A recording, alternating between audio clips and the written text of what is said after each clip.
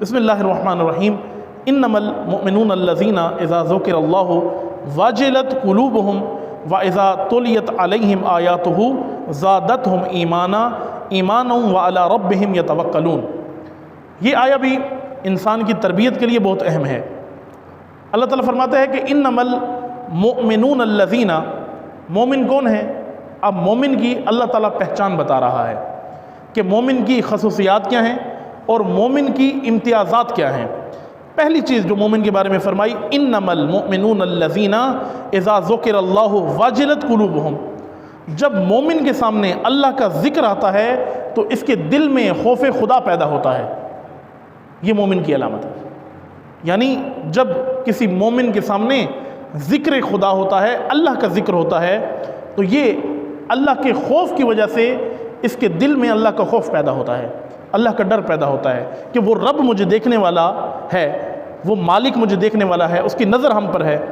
جب اللہ کا ذکر ہوتا ہے تو اس کا دل اللہ کے اس وجود بابرکت کی اور ہیبت والے اس وجود کی وجہ سے اس کے دل میں خوف اور لرزہ طاری ہوتا ہے۔ یہ مومن کی ایک علامت۔ وَإِذَا تُلِيَتْ عَلَيْهِمْ آيَاتُهُ زَادَتْهُمْ ایمانا۔ پھر فرمایا کہ مومن کی دوسری علامت یہ ہے کہ جب مومن کے سامنے اللہ کی آیات پیش کی جاتی ہیں، اس کے سامنے پڑھی جاتی ہیں، زادتہم ایمانا، اس کے ایمان میں اضافہ ہو جاتا ہے، مومن کے ایمان میں اضافہ ہو جاتا ہے۔ اور پھر فرمایا وَعَلَىٰ رَبِّهِمْ يَتَوَكَّلُونَ۔ اور تیسری صفت مومن کے بیان فرمائی وَعَلَىٰ رَبِّهِمْ يَتَوَكَّلُونَ، کہ وہ اپنے رب کے سوا کسی اور پر توکل اور بھروسہ نہیں کرتا۔ یعنی مومن رب پر بھروسہ کرتا ہے۔ سورہ انفال کی آیہ نمبر 2 میں اللہ تعالیٰ نے مومنین کی صفات ذکر کی، 3 صفات ذکر کی۔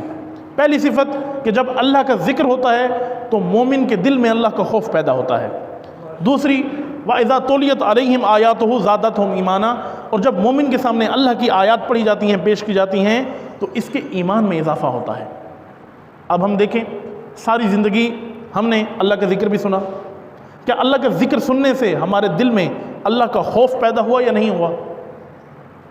اگر اللہ کا ذکر سننے سے ہمارے دلوں میں خوف پیدا ہوا، اس کا مطلب ہے کہ ہم مومن ہیں۔ توجہ ہے یا نہیں ہے؟ اس کا مطلب وہ مومن ہے۔ اور اگر آیات خداوندی پڑھنے سے ہمارے ایمان میں اضافہ ہوا ہے تو ہم مومن ہیں۔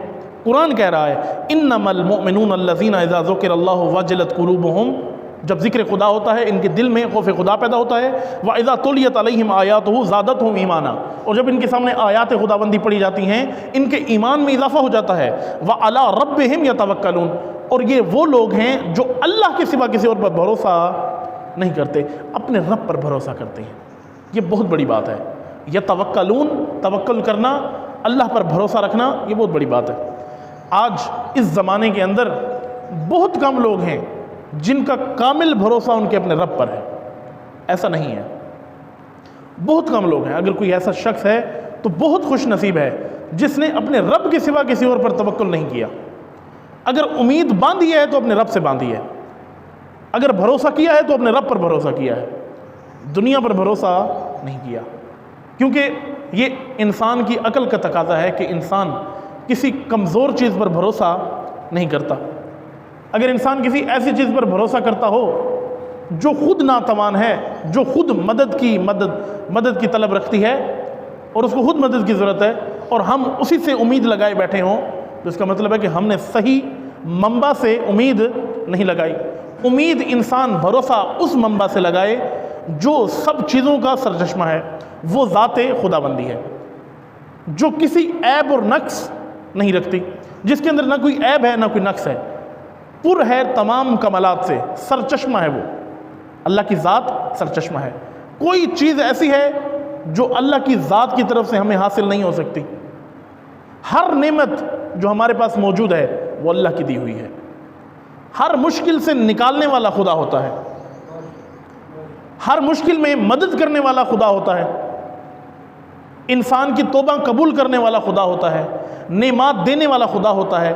آپ دیکھیں اسی آج کی اسی خطبے میں، یہ بھی اگلی آیت جو آپ کی خدمت پیش ہوگی، یہی مضمون ہے کہ آپ اپنی اس زندگی میں دیکھیں کہ ہمارے پاس کون سی ایسی چیز ہے جو اللہ نے ہمیں نہیں دی، ہم نے خود حاصل کی ہے۔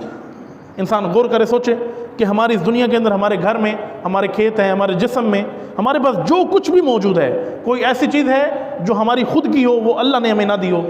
کوئی چیز ہے ایسی جو ہم نے خود حاصل کر لی ہو؟ کچھ بھی ایسا نہیں ہے انسان کے پاس. خود انسان کا جسم بھی اس کا اپنا نہیں ہے، اللہ نے اس کو بنایا ہے. اللہ نے اس کو یہ آنکھیں عطا کی ہیں، اللہ نے اس کو کان عطا کیے ہیں، اللہ نے اس کو خوبصورت شکل عطا کی ہے، اللہ نے اس کا ایک بہترین خوبصورت ڈھانچہ بنایا ہے.